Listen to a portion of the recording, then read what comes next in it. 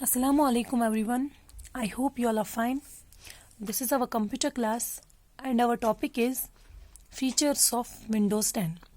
Dear students, in today's class we are going to study about the Edge, which is a feature of an Windows 10, as we already read some features of it. Dear students, the Windows 10 browser Edge means this feature Edge, it enables you to conduct a safe and quick search on the internet. यानी कि as की मदद से हम कुछ भी आसानी से इंटरनेट पे सर्च कर पाएंगे। इससे होता ये है कि एज यूज करके ये हमें एक रीडिंग मोड ओपन करके देता है वेब पेज का, ठीक है।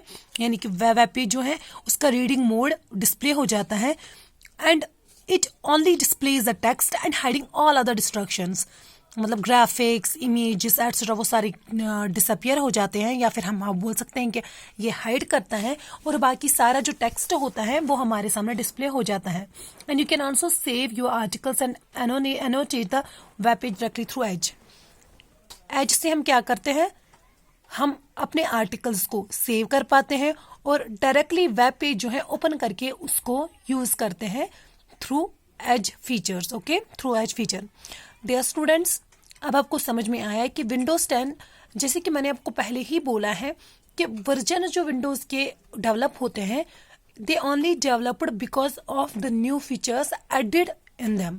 यानी कि जो पुराने वाले वर्जन्स में फीचर्स नहीं होते हैं वो अब नए फीचर, नए ब्राउजर्स में, या फिर हम ये कह सकते हैं कि नए वर्जन्स में, विंडोज के नए ऑपरेटिंग सिस्टम के वर्जन में ऐड होते हैं। तो इस वजह से डेवलप किए जाते हैं नए नए वर्जन्स। जैसे कि डियर स्टूडेंट्स, पहले वाले जो हमारे जैसे विंडोज एक्सपी था, विंडोज 2000 था, एक्चुअली इनको स्टॉप क्यों किया गया यूज करना और नए विंडोज को क्यों प्रेफर करते हैं लोग?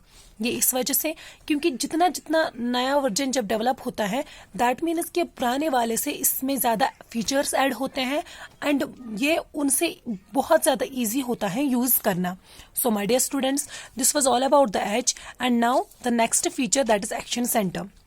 The new notification center of Windows 10 displays alerts for your device and all the apps in a slide out pane on the right side of the desktop.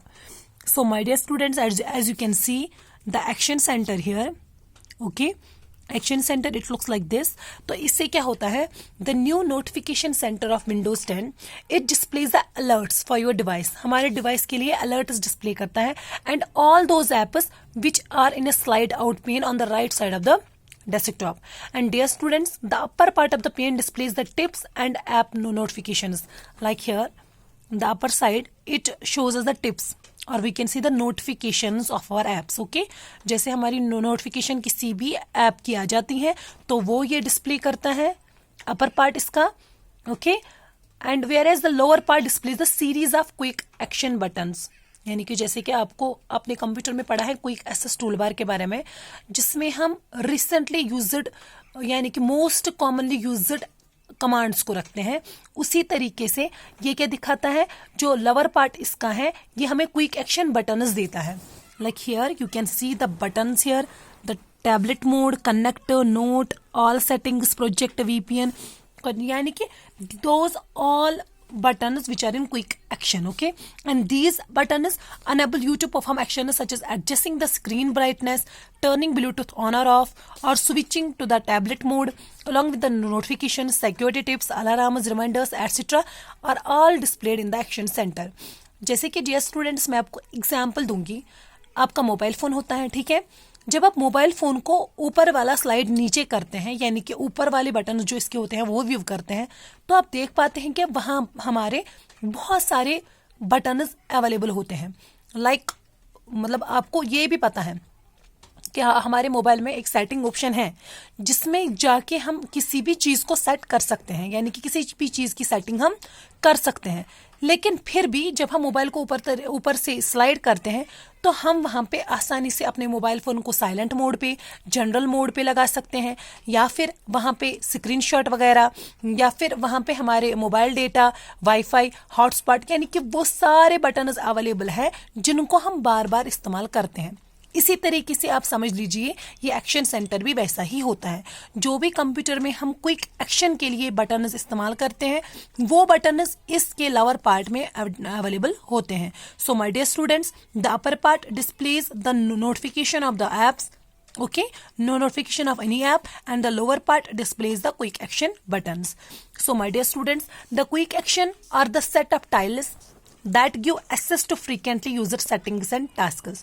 जो हमने frequently use किए होंगे उन settings को या फिर उन tasks को वो display करता है। okay, it is similar as our quick access toolbar. So my dear students, after that is Windows Hello. Windows Hello is Microsoft's new built-in biometric security system for Windows 10. It allows you to sign in to your system using data like fingerprint, face, or iris recognition. Biometric logins are secure, fast, and easy to create.